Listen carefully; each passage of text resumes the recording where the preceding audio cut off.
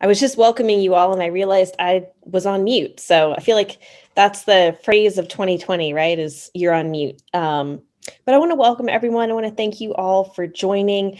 I know we still have folks who are signing in and getting situated. So we'll kind of get going now because it is 1 after 2, but we'll get started a little bit slowly. So if you're just signing in, don't worry, you haven't missed anything.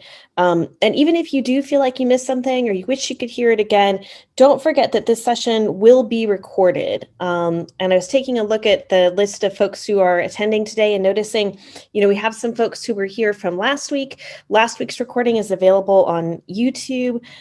This one will also be made available in a few days or so. As we go through, if you have questions that are specifically about today's topic, please go ahead and put them in the Q&A. I will review them at the end, and if I didn't answer them through the course of the presentation, I will answer them at that time. So if you have a question that's about what we're talking about today, please put it in the Q&A. If you have a question about something else, like how do I buy a BarMax product? Or what do I need? What about scheduling my study schedule or whatever it may be? I would encourage you to go ahead and put that in the chat box. And Celeste or Katie will go ahead and answer that for you.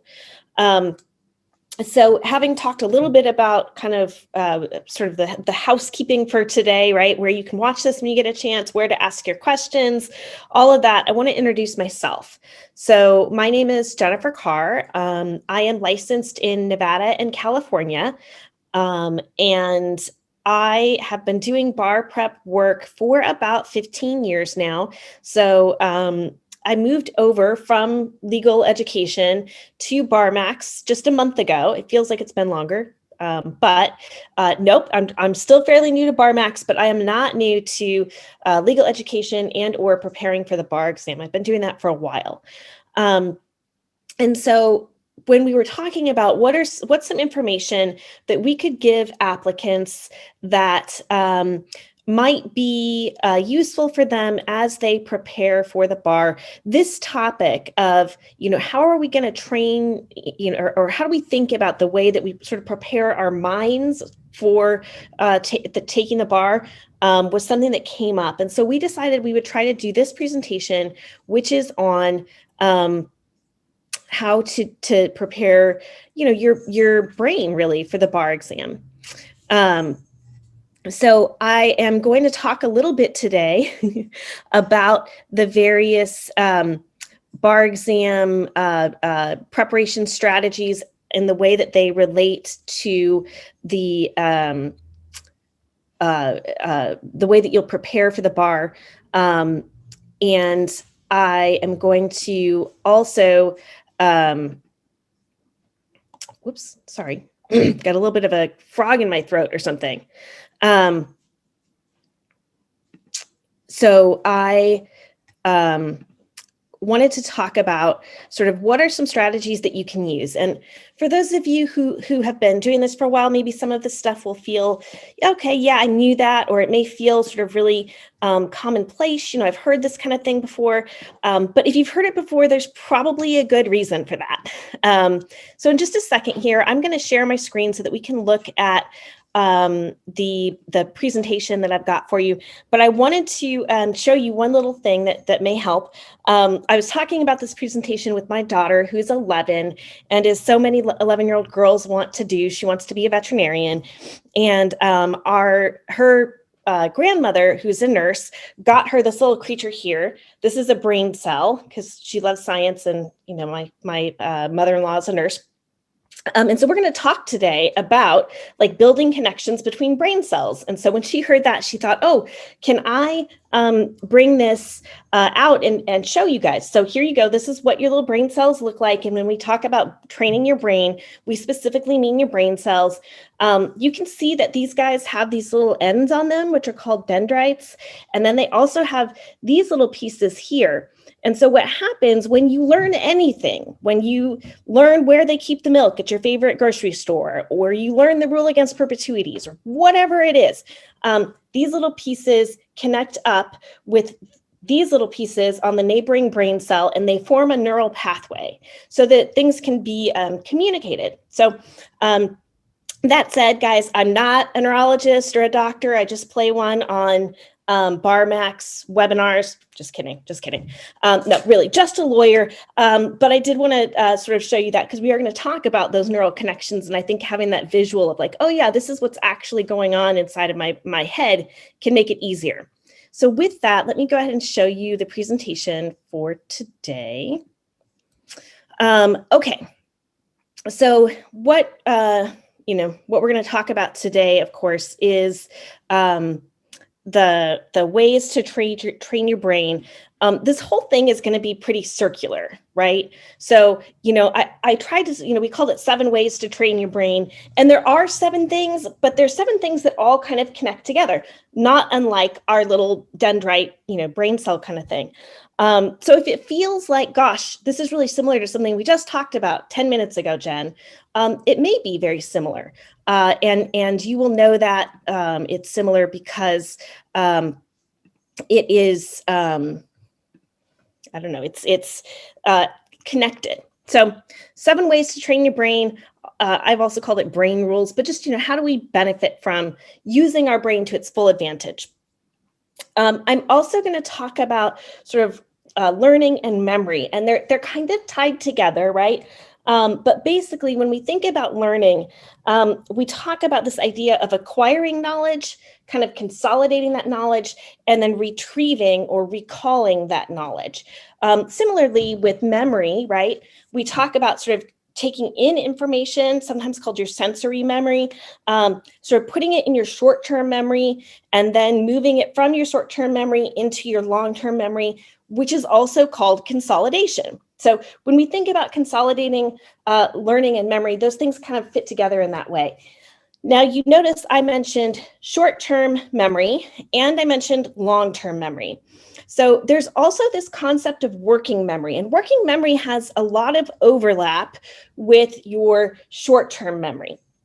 And basically the idea with working memory, the thing that sort of distinguishes it is you're just holding onto that information long enough to use it, right? So someone gives you their phone number and you're repeating it over and over again until you can enter it into your phone or grab a pencil. That's your working memory. So very similar to your short-term memory, but slightly different. So as we go through, I'm going to refer back to some of these concepts about learning and how learning happens and works and all of that. Okay. So we talked about learning, and I want to talk a little bit about how learning happens, right? And I said the very basic piece, the bottom part is remembering, right? You're going to take in that information, and then you have to be able to remember it. What you want to be able to do next is understand the material. Then you want to be able to apply it or analyze it. And last, you want to be able to evaluate it. There's this top triangle here, create. You're not going to be required to do that on the bar, right? So right now, what we really want is for you to be focusing on sort of taking in that information and understanding it. Then we're going to want you to work on applying and analyzing and coming to a conclusion using that information. And hey, by the way, if that sounds a lot like IRAC, there's a reason for that. Okay, so this stuff is going to sound, I kind of joke that it's the mom speech, right? It's stuff we all know, and it's stuff we know we should be doing, but we don't always do it. So I want to talk today about why it's important, and I'm going to start with sleep. So sleep tends to be the thing that we cut when we're busy, right? And hey, by the way, I am totally guilty of that. I get busy and I'm staying up late and I'm getting up early because it feels like what I can cut back on. But actually, cutting back on your sleep makes everything else take longer, right? So the process of learning can actually make what you're doing as you are trying to learn. If you're not getting enough sleep, it will actually take longer. So what we found is that sleep is actually when you consolidate, right? You take those memories, you put them together, and you actually store them. They get moved from sort of your short-term memory into your long-term memory, and they get kept there. In particular, what we're talking about here is going to be that good REM sleep, the kind of sleep where you're you're all the way asleep and you're dreaming.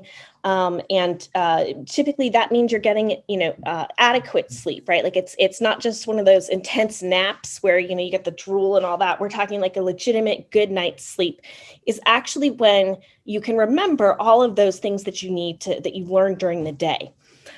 We've also shown that sleep helps to clear some of the waste products that can interfere with making those connections, as well as helping you regulate your mood, right? So if you've ever been in the middle of studying for the bar and you've missed your 6th MBE question in a row and you're just like, oh, I can't do this. It's so hard. And you're just feeling like, oh, this is just so, getting enough sleep helps keep you even, which is not to say there won't be moments that you feel like crying, but it's going to help keep you even.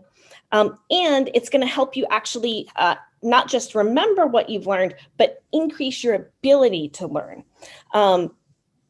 There's also some data that suggests that in addition to a good night's sleep helping you keep your concentration, it also helps you rebound or come back to paying attention after a distraction. So if you're midway through a lecture and your kid, your significant other, your pet interrupts you and you have to go back to the lecture and you're like, wait, what were we doing? Making sure you have an adequate night's sleep means that you will recall that information much more easily than if you don't get that sleep. So you can see right away like how sleep can be incredibly important.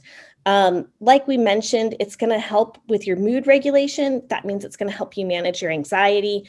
And it just straight up helps with learning, with acquiring new information. I mentioned that last week's webinar is available. It is available on YouTube. I saw that was posted in the chat box. That's all about scheduling. So if you're finding that you're up against a wall in terms of the time you have available and it's cutting into your sleep schedule, definitely take a look at that because it kind of talks about how do you make bar study work with your particular schedule and your obligations.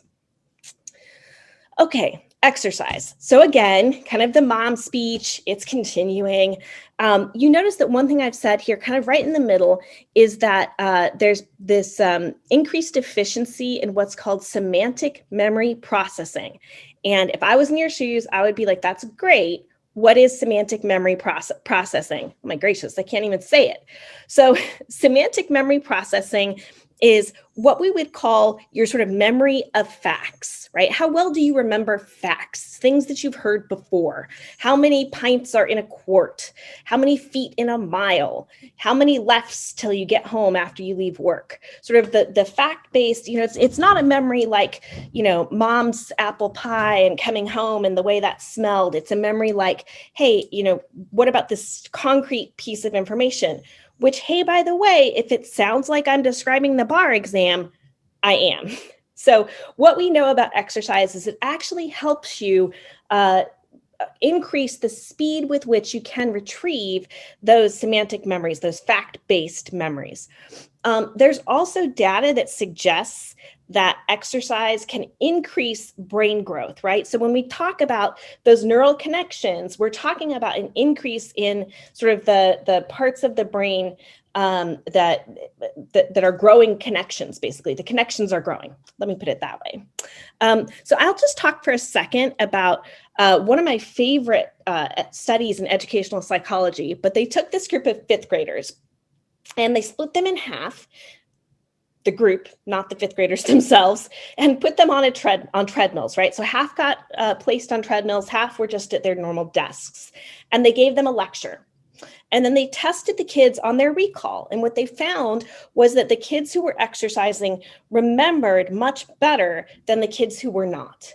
So in addition to that was for one of our first clues that, hey, maybe there's something about exercise here, right? So that's kind of your educational psychology piece of it. The neurology kind of brain science piece of it shows, actually this increase in sort of the connections in your brain. The other thing that exercise is going to do, remember this is a circular webinar, right? We keep coming back to it, but it's going to help you get better sleep, right? If you get a good workout in, you're going to be able to sleep better. And it's going to help you manage anxiety. You're asking your brain to kind of sit down and do something that's really stressful. And your brain's response to stress is, dude, we either got to fight or we got to flee. Like, what are we doing? Just sitting here and continuing to study. And, you got to tell your brain, yeah, we got to pay attention. This is what we're doing. Exercising allows you to sort of work out some of that stress hormone that your brain is creating because it feels stressed, right? So exercise does a lot of different things, not the least of which is helping make your memory better. Okay, this is your last mom speech piece to this, right? But diet and food and all that plays a role in addition to the exercise and the sleep.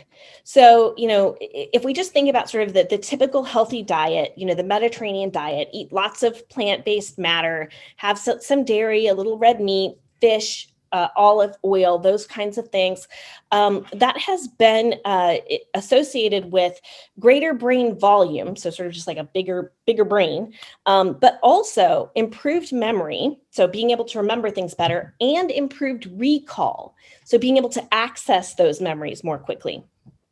And so what does that look like? A diet that's low in saturated fat, and trans fats and sugar, but it's high in antioxidants. And I just picked a couple of we call it plant-based foods or antioxidant-based foods or foods that are high in antioxidants for you. But so oranges, right, have vitamin C, which, hey, by the way, we're in the middle of cold and flu season. There's a pandemic. Vitamin C is associated with increased immunity. That may be helpful for you. But it's also been associated with a decrease in mental decline, meaning slowing or decreasing the amount of mental decline over time. Blueberries, this is really interesting, and it's actually like all dark berries, so blackberries would work, anything like that. In animal studies, at least, show an increase in neural connections and an increase in memory capacity, the ability to remember things. And last, broccoli. I love broccoli. Broccoli is probably my favorite thing on this list. I guess probably it should be like berries or oranges, but I love broccoli. Broccoli is great because it's a high in vitamin K. And vitamin K is one of the nutrients that your body uses to increase the fat that's available to your brain. And in a few studies has actually been shown to, again, increase your memory. Also, it looks like tiny trees, and who doesn't want to pretend you're a dinosaur and eat tiny trees? That's the best part, right? Fish, why are we going to recommend fish? It's got those omega-3 fatty acids. That's a big part of the Mediterranean diet we just mentioned, but also nuts. And this is going to be nuts across the board. So a lot of times when we think about fatty acids, we think about walnuts, which are really high in omega-3s. But nuts across the board have been shown, at least as recently as 2017, to improve cognition, so sort of quicker thinking and processing speed. And another study connected them with better memory. So, hey, they're delicious. Why not have them? Choline is something that's been associated with better memory and better cognitive function. The single best source of choline is going to be eggs.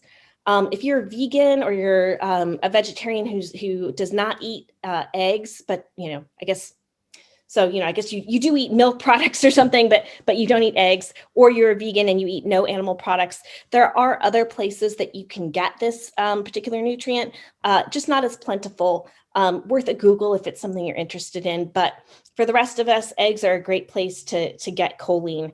Pumpkin seeds have a bunch of different nutrients in them that can possibly be associated. So zinc, for example, can be associated with better mood. And of course, better mood means better learning.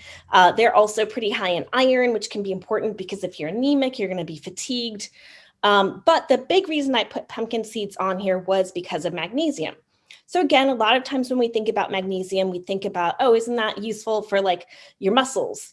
Yes, but also your magnesium is going to be something that's going to help improve your memory. There's studies really indicating it increases your ability to remember things, but also increases the speed with which you learn them. So good things there. Caffeine, and that could include coffee, tea, green tea, any of that kind of thing. All of the obvious stuff, right? Of like, it makes you more alert. It makes you a little bit more peppy in your mood. It can improve your concentration, is true about caffeine. But it also has been shown to increase your access to your memories, right? So it kind of speeds up the way that you can obtain those memories. I put chocolate on here too, and chocolate, of course, has some caffeine in it, but it's also been shown, they did this study with over 900 people, and they showed that those people who regularly ate chocolate performed better at a series of different mental tasks, which included thinking, learning, and remembering. So good stuff there. There's also some data that says, hey, just eating chocolate makes you feel better. So, hey, if it's something that speaks to you, why not? Having said all of this, though, I'm going to give you two little caveats, right? So the first caveat is, look, this is not the time to decide to train for a marathon, right? Don't put additional stresses on yourself. This is not the time to decide that you're going to completely revamp your, eating habits and you're never going to have a comfort food again. That's not realistic, and it's just going to put you through unnecessary stress. And the other thing that I'm going to say is, yes, in my ideal world, you would be eating healthfully, you would be looking after yourself. But just like I said, sleep can't be the thing that gets pushed by the wayside when you're busy. I don't want your eating to be the thing that gets pushed by the wayside. So I would so much rather that you grab yourself some fast food and come back to the books than keep trying to push through when you're hungry. Your brain actually is the part of your body that uses the most calories, more than pretty much any other, sort of activity that you engage in. Thinking requires that you fuel your body. So if you are someone who routinely eats, waits to eat until the end of the day, consider just, even if it's just some light snacking, to make sure your brain has the fuel that it needs to be successful at this endeavor. Okay, so I promised that was going to be the end of the mom speech. And I want to talk now for a bit about anxiety. And when people come to me and they say, why are people failing the bar exam? Why does that happen? I would say it happens for one of three reasons. So the first reason would be the person who just doesn't study, right? Like they're just not much of a studier, or something has happened, they got inundated with work, or they had a brand new baby, but they just weren't able to study in the way that they should. Or the person who's studying, but they're studying the wrong things. So they're so focused on memorization that they don't think about understanding. Or they say, I can't possibly practice until I've learned all of this material. We're going to talk about why that's a mistake in a minute. But this is the person who's putting in the time, but they're not putting in the time in ways that is going to reward them. Excuse me, a little bit of a tickle in my throat there. So I would also say the third reason that people will sometimes fail the bar exam is going to be because they're just anxious, right? And a little bit of anxiety is a good thing, right? A little bit of anxiety is what gets you up off the couch, gets you into studying, and doing the work that needs to get done. But so much anxiety can actually interfere with the way that your brain learns new information and the way that your brain retrieves that information on an actual exam. Moreover, anxiety can be cumulative. So if you sort of have this low-level bar anxiety and you don't really ever do anything with it, it can actually start to increase over time. So that by the time the bar exam gets there, it can really impact your anxiety and your performance on the exam. So I want you guys to think about managing your anxiety now. And I want that to be as important as, doing the lectures and getting your sleep and all of that. So okay, Jen, that's great. How do I manage my anxiety? So there's the obvious stuff that we already talked about: sleep, exercise, diet. All of those things will impact your anxiety level. Some folks have found meditation to be helpful. And there's this mindfulness sort of movement that's impacting a lot of different lawyers. There's CLE topics on it. It's something that's been published in a variety of different journals. So if meditation is your thing, or yoga, or whatever you need to do, or find useful or valuable to do, absolutely you need to do that. Make that your priority. I've had some folks who've had some success with working with a particular therapist, right? They go see this person, even if it's just for a couple of sessions, and talk about, how do I manage my anxiety during this time? I've also had some folks find hypnosis to be useful. And I mean, I've had folks who've actually gone to visit particular hypnotherapists, but there's also stuff available on YouTube even about managing anxiety.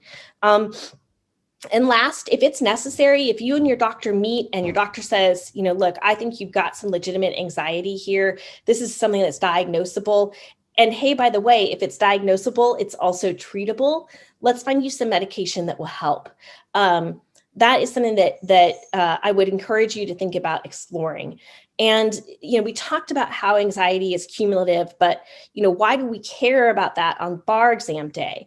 Well, what anxiety does, what that fight or flight kind of feeling does, is it kind of turns off the part of your brain that makes decisions. So sort of that executive functioning part of your brain that says, hey, should we talk about this topic or that topic first, gets switched off because of that anxiety. So managing it as during the buildup to the bar exam is important. And I want you to treat it like it's important. Okay. Oops, there we go. I also want you to think about what I'm going to call tracking, what someone who was an educational psychologist might call metacognition. What is metacognition? At its most simple, metacognition is just thinking about how we think. It's being deliberate about integrating what is most useful for you in terms of studying and knowledge acquisition, and using that in your plan for how you're going to prepare for the bar. And so again, if you were able to attend last week's session, or you go watch that session on YouTube about the scheduling, one of the things that you're asked to do is to think about, okay, what am I going to do to prepare? What's that going to look like? And so really being clear about what your goals are, right? And being clear about your goals with yourself, and then breaking them down and thinking about, okay, what does this look like on the day-to-day? So for example, someone might come in and say, well, I'm going to study torts. Well, what does that mean, right? Because if I, like, just being honest with you, if I write down study torts, I'm gonna pull up my outline thing, and I'm gonna look at it for a bit, and then I'm gonna decide I need some coffee, and I'm gonna go get the coffee and realize that I need to do some dishes.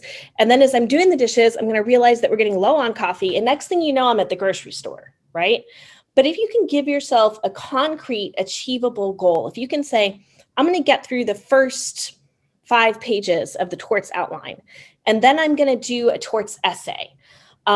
That kind of really concrete goal setting can be really helpful. Similarly, you might set a weekly goal of, hey, I want to do at least 3 essays this week, plus a PT, and so on and so forth, right? But sort of being really clear about what your goal is, and then recording or tracking whether or not you've been able to meet that goal can be helpful in terms of both your scheduling, and also just kind of thinking about, is what I'm doing effective? Is it working? We've talked about assessment, and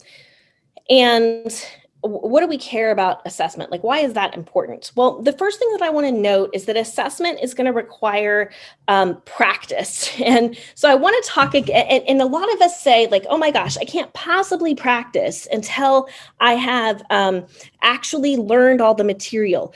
But that is, if you take nothing else away from today, this is the thing I want you to remember. You absolutely have to practice from the beginning. practice is part of how you learn. And so here's another one of my absolute favorite experiments.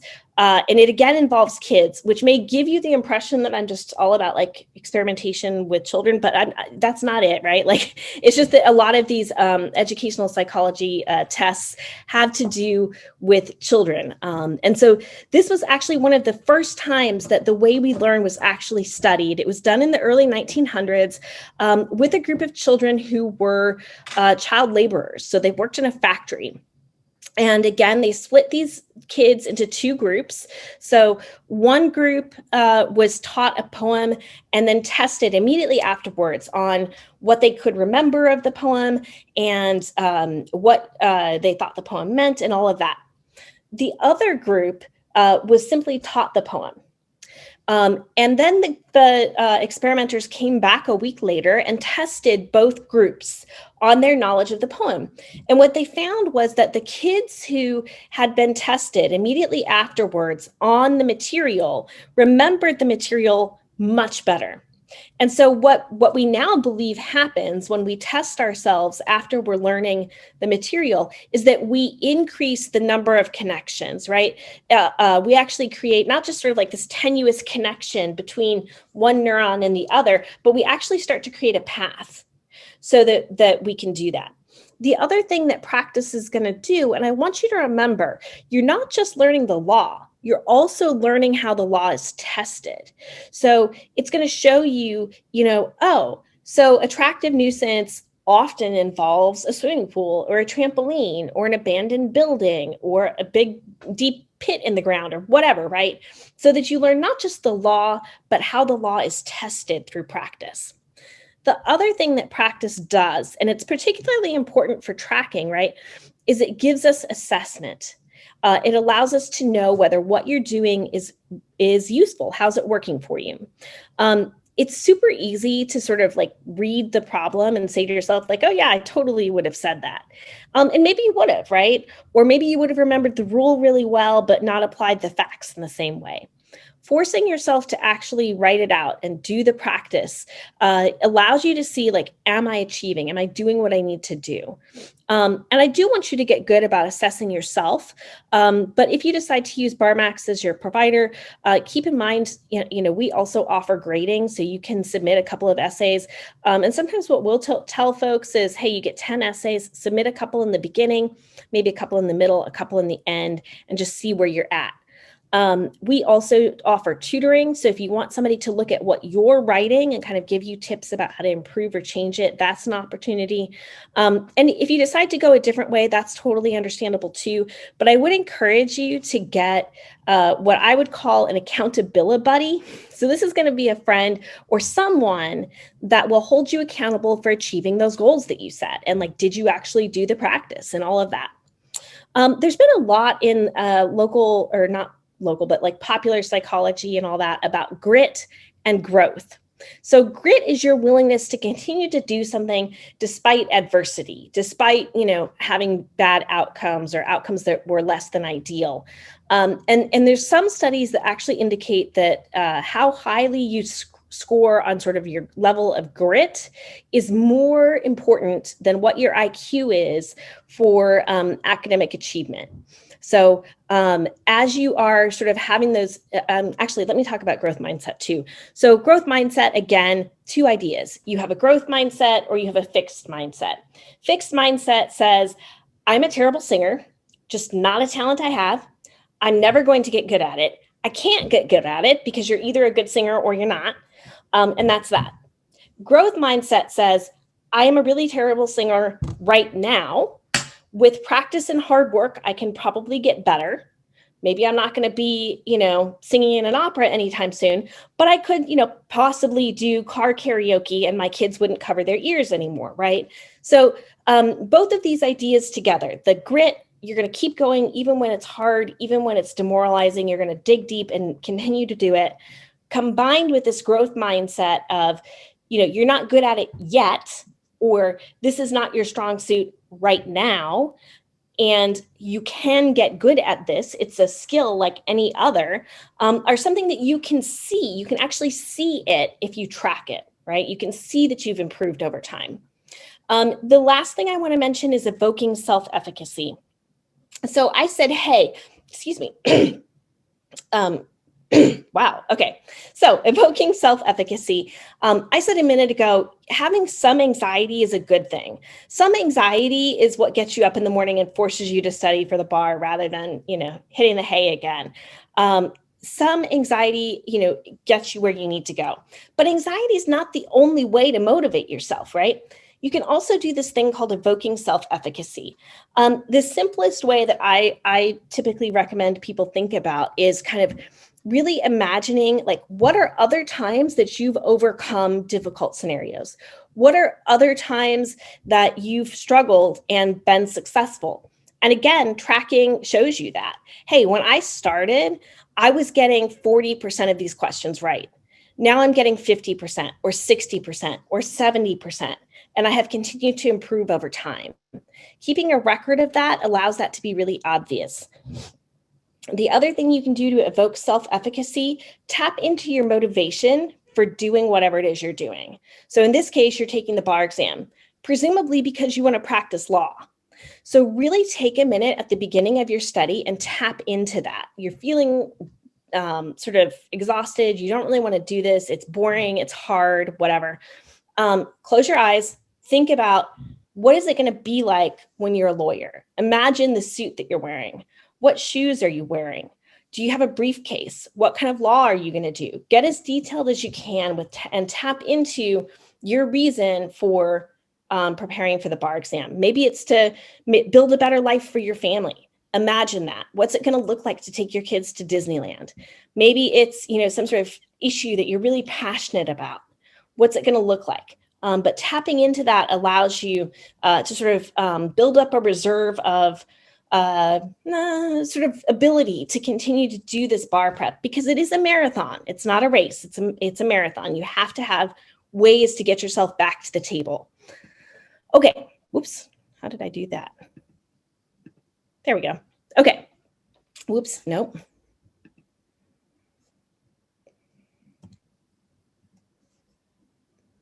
Nope. There we go. Okay. So attention. So we talked about this, right? So we learn things by taking them in, moving them into our short-term memory, then moving them into our long-term memory. And we talked about sleep brings us, helps consolidate those memories. The idea that we have to sort of be able to have that sensory input, and then that becomes part of what we're learning. And hey, by the way, if it feels like I'm repeating this stuff, I am, both because it's circular, but also because repetition is one of the ways we learn things. But okay, so attention. So the first thing I want to say is that multitasking is a myth. Now, I will tell you, people used to tell me that, and I was like, that is such, I don't even know where you guys are coming from. I am great at multitasking. And I will say, here's the problem, right? Study after study after study has shown that if you're trying to pay equal attention to two things at once, both are going to suffer, right? Now, that doesn't mean that you can't have, for example, some music on in the background while you're studying. That kind of multitasking where you have something you're focusing on and something that's just kind of in the background is possible. But the idea that you're going to be able to, prepare dinner for your family and listen to your lecture and answer your kids' homework questions, you're not going to do any of those things well, okay?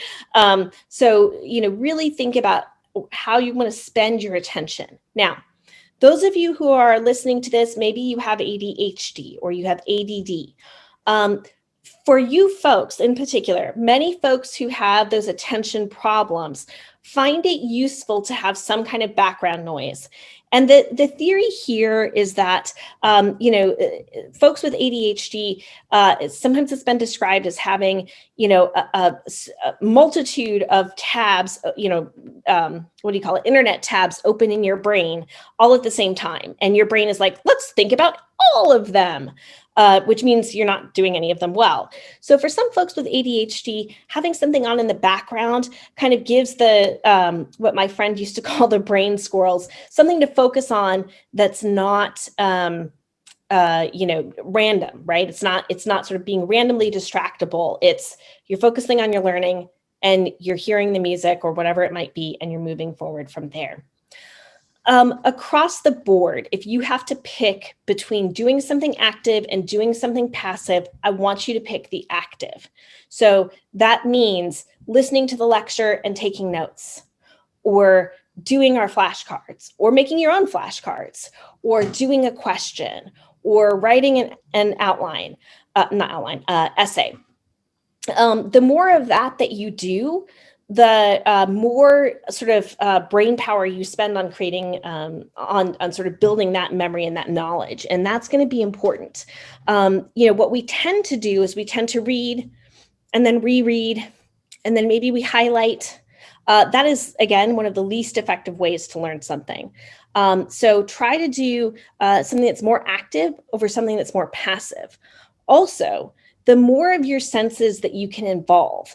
So if you are listening to the lecture while you're reading the outline and you're adding in notes, the better off you're going to be, right? Because you're building a neural connection from the sound to the information, from the reading to the information, from the writing of your notes to the information.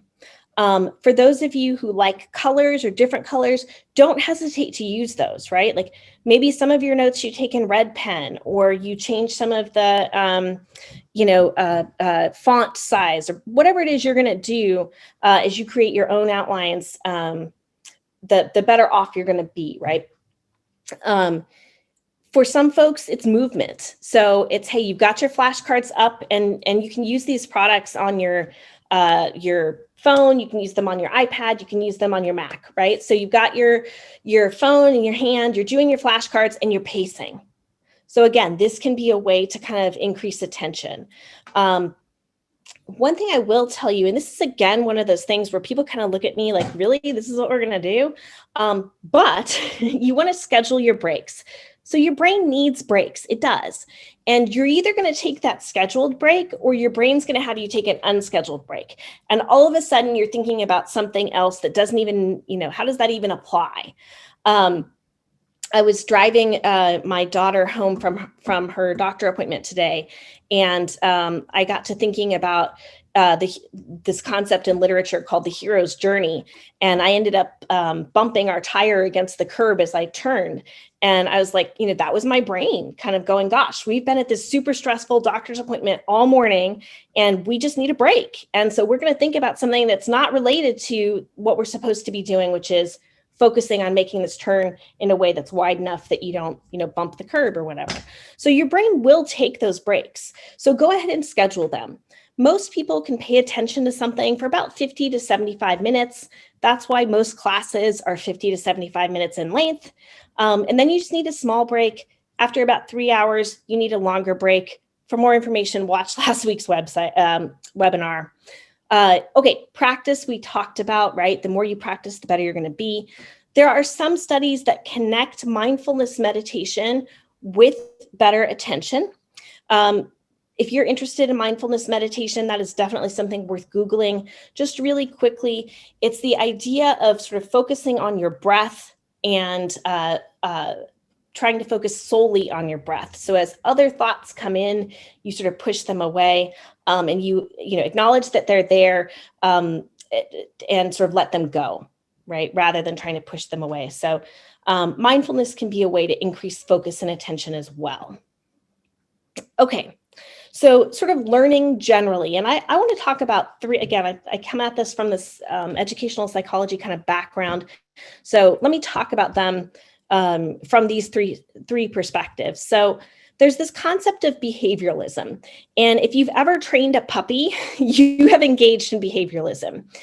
B.F. Skinner, the guy who's kind of credited with creating this whole field of behavioralism, used to say he could teach anybody anything with a chocolate chip cookie and a cattle prod, right? Cognitive psychology is basically this idea of, let's use what we know about learning, or how are we applying what we know about learning? What's the psychology behind the way that we think? And constructivism is basically the idea that we do best when we have a model, right? So if you can remember being a kid and your dad showing you how he made his famous pancakes, that's constructivism in action. Another way to think about it is that old saying, you watch someone do something, you do it yourself, and then you teach it, right? But this idea of kind of having this example helps us be better at learning. So when we think about learning, when we think about training your brain, I want you to practice. And I've talked about that a bunch. I said, hey, this is the one thing, if you remember nothing else, this is what I want you to remember. I want it to be deliberate practice. So this is not, oh my God, I'm exhausted. This is like my low energy time of the day. I'm just going to get through this. No, this is, I'm ready. I'm awake. I'm going to do this. And here is what I'm trying to practice today. I'm trying to figure out what rules and torts I need to re-review. Or I'm trying to make sure I can spot all the issues in this contracts problem. Or I want to make sure I'm adequately using the facts. Like, what is it you're working on? Another thing that we know about adult learners, right? Adult learners want to know, how is this thing you want me to learn going to be useful for me? So kids are great, right? Kids are like, hey, we're going to talk about octopus today. And they're like, woohoo, octopuses, they're amazing. And, they're like on board for it, man. Like any weird thing you want to talk about, they are all about it. Adults think, dude, I got a job, I got kids, I got a family, I need to walk the dog. I don't have time for your random talking about, an octopus. I want to know what you're trying to teach me today. How am I going to use that in the future? And so being deliberate about connecting that, right? Like, hey, today I'm learning about property, and I'm going to need that for the essay problem I'm going to be doing later tonight, can help make sure that actually gets cemented into your knowledge through, again, those increased neural connections, that pathway. I also want you to get feedback, and that's where the behavioralism comes in. So I want feedback, and I want it to be as close in time to the work as possible. But if you think about how you learn anything, right? You don't learn by practicing something and waiting for forever to get the answer about whether you were doing it correctly or not. You want to get that feedback right away. So whether that's the BarMax graders, whether that's, clicking your answer in the the MBE questions and seeing the correct answer right away. And sometimes folks will say, but Jen, don't I need to worry about timing? And you do, and you will, but not right now. Not in the beginning. In the beginning, I want you to lay down those good habits, and I want you to get immediate feedback about whether what you're doing is working. And that's part of that in a deliberate practice. That's part of that metacognition of does this work? Okay. So that's pretty much everything I have. I wanted to throw in this one last sort of slide about just sort of memorizing. And I want to be really clear. So I'm going to say it now, and I'm going to say it again. You should not be worrying about memorizing right now. That will happen naturally as you read, learn, and understand the material. But I know some of you are going to be thinking about that. So I'm putting it out here now. The number one way that you're going to memorize is just through practice. So a lot of times when we think about memorization, we think about this really intense kind of, I got to use my flashcards, or I got to, be quizzed on something. And those are all helpful and good. And yes, for sure. But even just practicing that question, even just, doing your essay question, realizing you need to look something up in the book can be a way of beginning to build that memory of it. There's also the idea of repetition. So seeing it again and again and again and again. And so that is doing a bunch of those questions over and over again. It's also sometimes repetition is called rehearsal, but that again is somebody gives you their phone number and you're repeating it in your head as you run to write it down. That repetition or rehearsal can help you remember things. There's also the idea of storytelling, and that can be your own story. You're making up your own story about something, or reading another story. So reading another hypothetical or remembering a fact pattern can help with that. If you've ever, been watching an episode of TV and you're like, oh, I remember what happens in this one, that's an example of the power of storytelling and how storytelling can help us remember things, sort of personalizing it again. There's also the concept of chunking. The typical example that most people use when they think about chunking is a phone number. So 3 numbers, maybe a country code, 3 numbers, 4 numbers. But we do it all the time, just naturally. So if you think about your grocery list, you probably write down everything that you need that is a dairy product, right? Your milk, your eggs, your butter, your yogurt, your sour cream, it's all like right there because it's kept together in both the store and your memory. And we can do that in the law as well, right? So as you're reading your torts outline and you think to yourself, gosh, there are, a series of intentional torts that I want to put together. There's a series of defenses to intentional torts that all kind of go together. There is, 2 different types of causation I want to keep in mind when I think about negligence or whatever it might be, right? That chunking, that kind of putting it together. So it's not just like random stuff you have to remember, but is instead something that's organized. That can really help. And the BarMax outlines are designed to put those things together into a clear order for you, and chunk it together into bits of information that can be remembered as a chunk rather than little pieces of discrete information that all has to be remembered separately. And then there are a couple of different devices. So this kind of stuff you've probably been using since you were a little kid. So mnemonic devices. When I was growing up and we had to learn the order of operations, it was please excuse my dear Aunt Sally for parentheses, what was it, exponents, whatever. My kids tell me no, it's PEMDAS now, but in either case, right, it's a mnemonic. It's a device that says, hey, we're gonna create something shorter and more memorable. Please excuse my dear Aunt Sally, to show, to give us a key. Sometimes it's called a cue. The term for that is the technical term is cue. It's a memory cue that cues us to remember the next thing. By the way, another example of a cue would be if you're ever looking at a website or a textbook that has a keyword kind of pulled out in a little block. That's another example of a cue. It's designed to help you remember it better. But so mnemonics are just a way to do that. You can create your own. You can use the ones that we've provided you with. You can use the one that your professor gave you, the my legs and contracts or whatever. That all works. The memory palace is also fun. It's a little bit more work. So maybe you try it. If you like it, you use it. If you don't like it, you don't have to. Don't worry too much about it.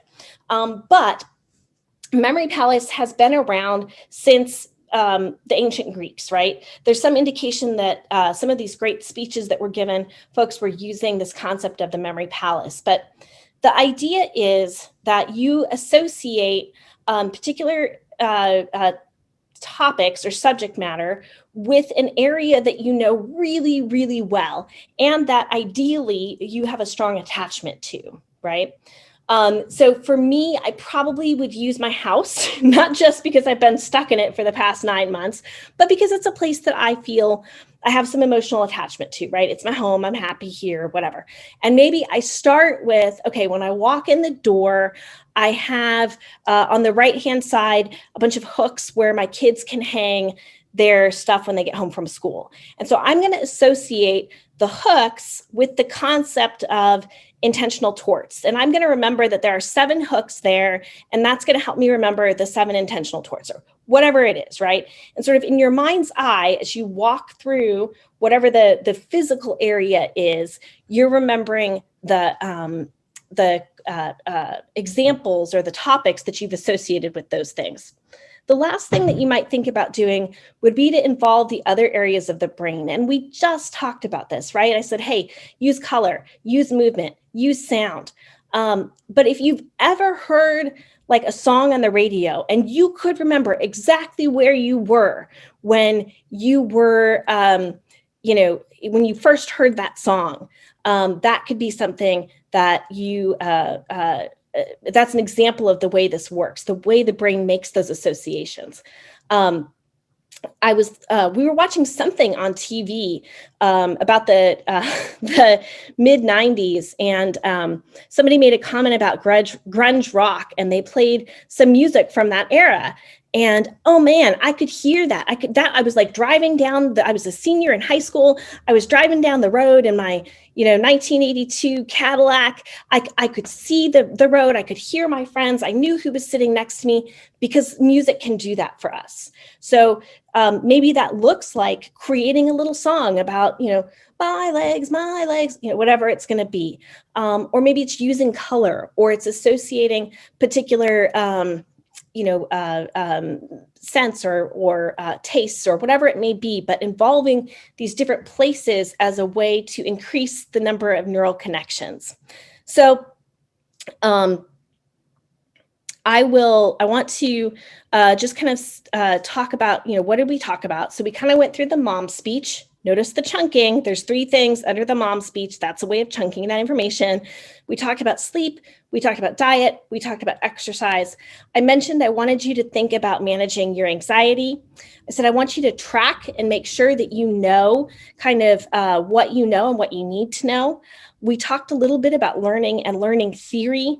And we talked about the biggest thing, the thing I want you to do, no matter what else you end up doing, is to think about practice as key to getting through what you need to if you take nothing else away, that's the most important thing.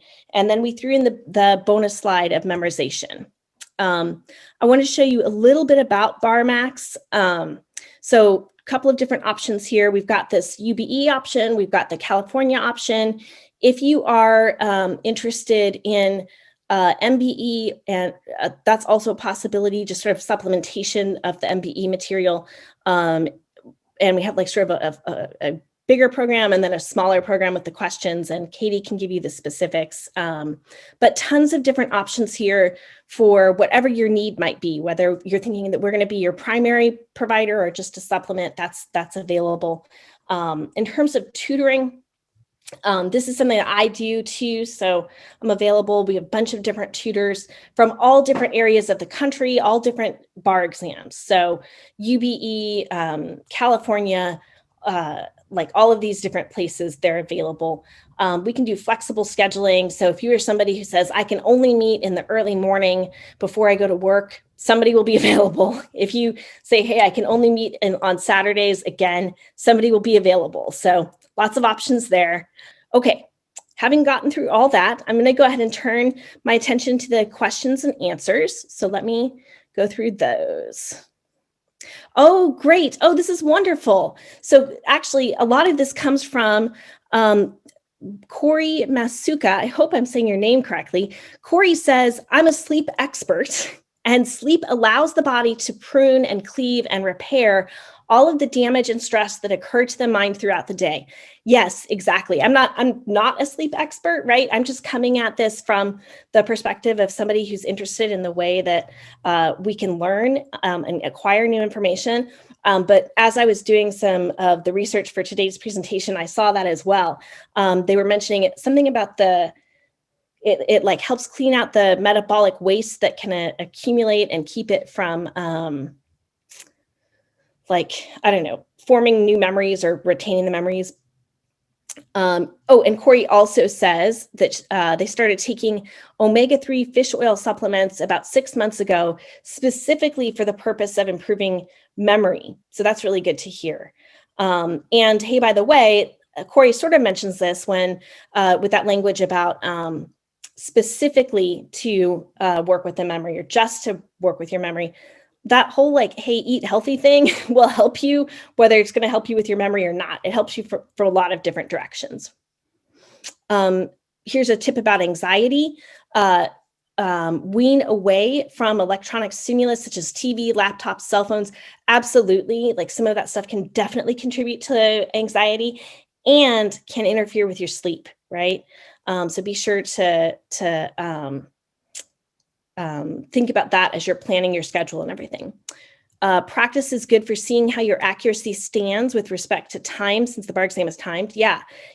So great point there. And so the idea here is, if you're practicing and you've laid out a good solid foundation, then you will find that you know kind of how accurate you can be. And then when you start to speed up, you're gonna know, like, how much does speeding up impact my accuracy?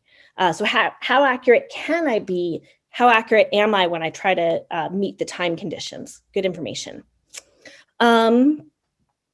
At what point would you start being concerned with and focusing on memorizing for the February bar? And then sort of the applicant says, well, maybe it's mid-January.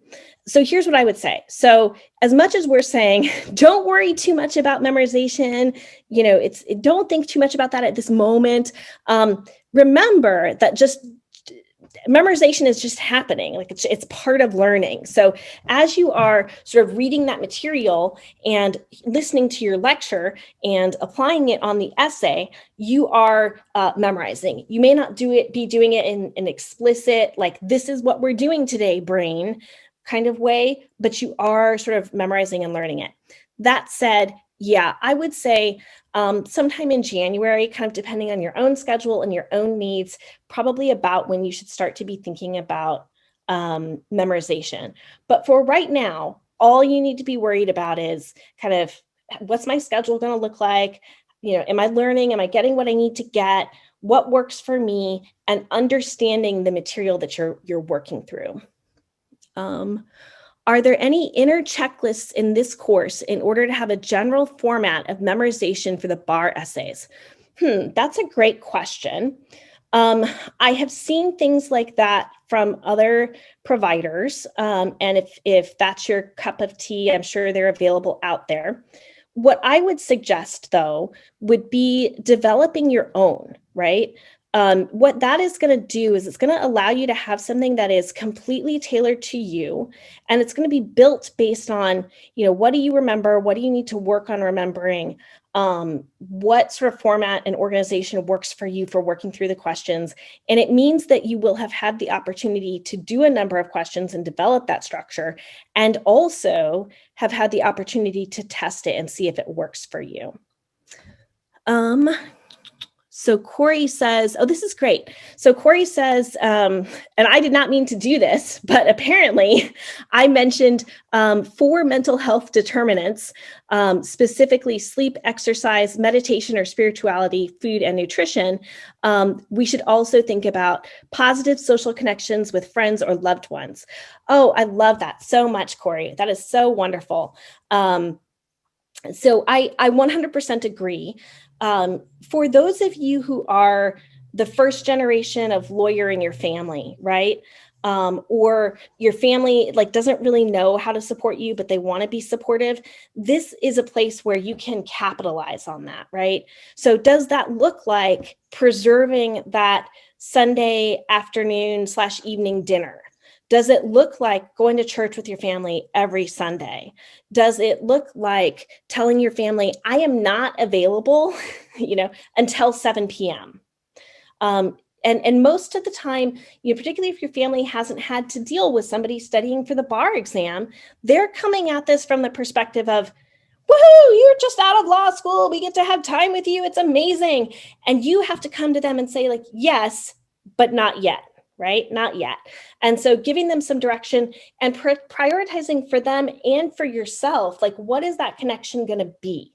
So I will share with you that I was a single mom when I was in law school and when I was studying for the bar. And so it was a big thing for me. So to really preserve the time in the evening for my son, my oldest. And so that was like a big thing, right? So we had dinner together every night. I read him a story, I tucked him into bed, and I got back to studying.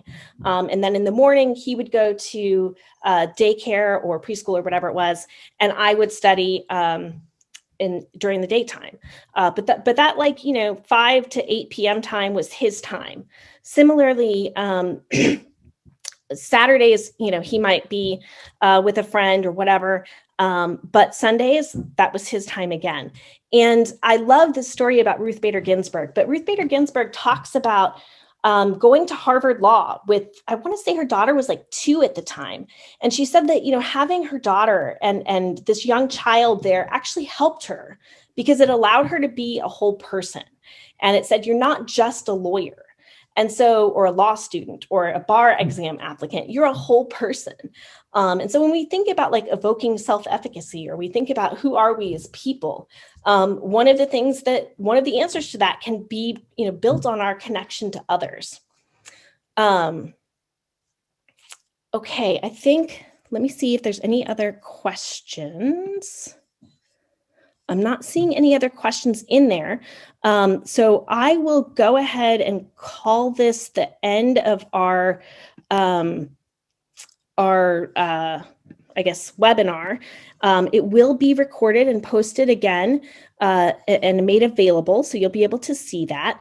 And if you have other questions or concerns or whatever, please don't hesitate to reach out to us. We love talking with you folks, and we appreciate your time and attention today as well.